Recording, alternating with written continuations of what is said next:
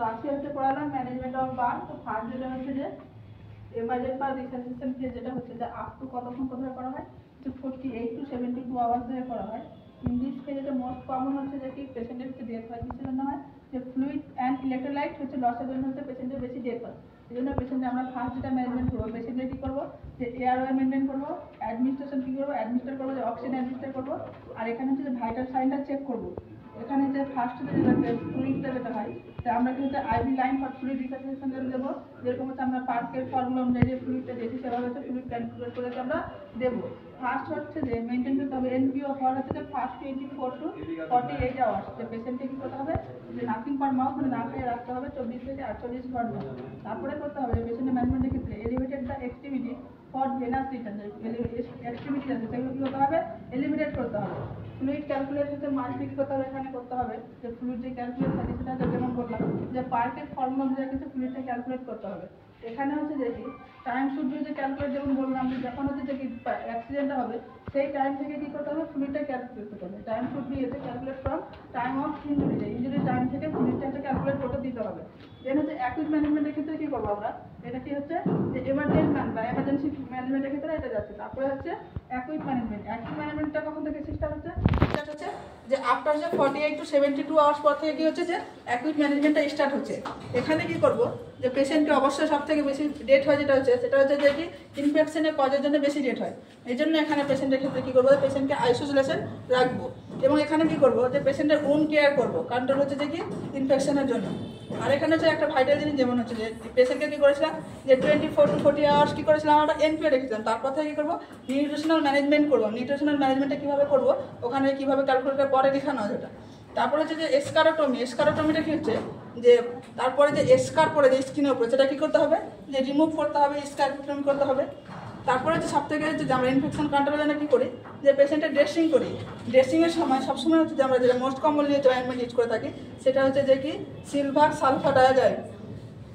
ড্রেসিংটা কী করবো আমরা সবসময় কী করবো, যে 8 to 12 আওয়ার্স করে কী করবো, চেঞ্জ করবো প্রত্যেক সময়।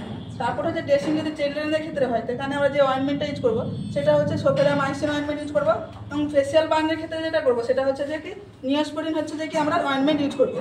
এবার হচ্ছে রিহ্যাবিলিটেশন ফেজ। এখানে হচ্ছে যে কী করবো, পেশেন্টের রেঞ্জ অফ মোশন এক্সারসাইজের জন্য আমরা কী করবো, যে মোটিভেট করবো, অ্যাসেস্ট করবো যে কি রিগেনিং দ্য স্ট্রেন্থ। তারপরে যে এখানে হচ্ছে ভাইটাল যেহেতু হচ্ছে যে বডি ইমেজ চেঞ্জ হয়ে যায় সেই জন্য হচ্ছে যে কী হতে হয়, পেশেন্টকে ইমোশনাল সাপোর্ট প্রচুর দিতে হবে। তারপরে যেটা হচ্ছে যে স্কিন গ্রাফটিং। স্কিন গ্রাফটিংটা হচ্ছে যে পেশেন্টকে কী করতে হয়, যে স্কিন গ্রাফটিং করা হয়। স্কিন করা হয় যে পেশেন্ট আলাদা অর্গান থেকে আলাদা জায়গা থেকে স্কিন নিয়ে হচ্ছে যে কি যে ফেসে বা কাঁধে কী করা হয় দেওয়া হয়। তো অটোগ্রাফট মানে হচ্ছে ক্লায়েন্টের কী করা হয়, যে ওন গ্রাফটিং। যদি উপরের অংশটা পড়ে যায় তাহলে যে থাইট নর্মাল থাকে তাহলে কী করা হয়, সেখান থেকে স্কিনটা নিয়ে সফট স্কিন নিয়ে কী করা হয়, যে দেওয়া হয়, তাকে বলে অটোগ্রাফট স্কিন। আইসোগ্রাফটা হচ্ছে যে মনোজাইগেটিং পিং, যখন হচ্ছে একই প্লাসেন্টা থেকে দুটো বেবি হয় তাদের ক্ষেত্রে কী হয়, স্কিন গ্রাফট রিজেকশনটা কম থাকে বলে তাদের ক্ষেত্রে স্কিন গ্রাফটিংটা কী করা হয়। তারপর হচ্ছে অ্যালোগ্রাফি। অ্যালোগ্রাফটা হচ্ছে যে সাম স্পেশাল বাট হচ্ছে অ্যানাদার পার্সন, যেমন হচ্ছে ক্যাডাভার। ক্যাডাভার মানে হচ্ছে যে ব্রেন্ডেড পার্সনের ক্ষেত্রে কি স্কিন নিয়ে করা হয়। এটারও হচ্ছে গ্রাফট হচ্ছে যে অ্যানাদার স্পেসিফিক লাইক অ্যানিমাল, যেমন হচ্ছে পিগ। মানে পিগের হচ্ছে স্কিন হচ্ছে যে হিউম্যান স্কিনের মধ্যে মানে সফট, সেই জন্য হচ্ছে পিগের স্কিনে নিয়ে কী করা হয়, যে এটারও গ্রাফট করা হয়। আর আমরা যখন হচ্ছে বার্ন পেশেন্টের ক্ষেত্রে ম্যানেজমেন্ট করবো, সব থেকে যেটা হচ্ছে যে ইউরিন আউটপুটটা চেক করার জন্য কী করবো, আমরা সবসময় ইনটেক আউটপুটটা হচ্ছে যে ম্যানেজমেন্ট করবো, ফ্লুইড ভলিউম ডেফিসিট হয়েছে কিনা সেটা দেখার জন্য, বা অ্যাকুমুলেট হয়েছে কি ফ্লুইডে। এই পর্যন্ত গেল হচ্ছে ম্যানেজমেন্ট। দেন হচ্ছে যে কি আমরা বললাম যে নিউট্রিশনাল ম্যানেজমেন্টে কীভাবে করবো। তো এখানে একটা ডেনিশ ফর্মুলা আছে। এখানে হচ্ছে যে ডেনিশ ফর্মুলা অনুযায়ী কী করবো, প্রোটিন কতটা দিতে হবে, ক্যালোরি কতটা দিতে হবে সেটা হচ্ছে ক্যালকুলেট করা হয়। তো প্রোটিন ক্যালকুলেট করা হচ্ছে একটা সূত্র আছে, যে 3 গ্রাম পার কেজি প্লাস হচ্ছে 1 gram of the total burn surface area. আর ক্যালোরি ক্ষেত্রে হচ্ছে যে 60 গ্রাম পার কেজি প্লাস হচ্ছে 35 কিলোগ্রাম পার হচ্ছে of total burn surface area. তো একটা উদাহরণ দিয়ে যেমন বোঝানোর চেষ্টা করেছি, যে একজন পেশেন্ট যদি থাকে 50 কেজি যদি ওয়েট থাকে আর 30% যদি বার্ন হয় তাহলে আমরা কীভাবে হচ্ছে প্রোটিন আর ক্যালোরিটা বার করবো। তো এখানে আমি সূত্রটা বসিয়ে হচ্ছে বার করতে পারবো। তাহলে কি বলছি, যে 3 গ্রাম পার কেজি, তাহলে পেশেন্টের ওয়েট কত আছে, কেজি জায়গায় হচ্ছে 50 কেজি বসাচ্ছি, প্লাস 1 গ্রাম ইন্টু হচ্ছে যে টোটাল বার্ন সারফেস এরিয়া।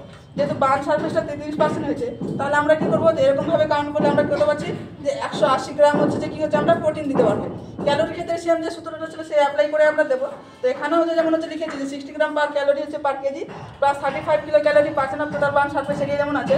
তো সেভাবে সূত্রতে বসে এখানে যেমন হচ্ছে যে 60 হচ্ছে বসেছি, তারপরে হচ্ছে ওজনটা যেমন 50 কেজি আছে প্লাস হচ্ছে দিকে 35 আছে, যেমন কেমন হচ্ছে টোটাল বার্ন সারফেস এরিয়া গুণ করে যেটা পেয়েছি সেটা হচ্ছে আমরা ক্যালোরি ক্যালকুলেট করে দিতে পারবো।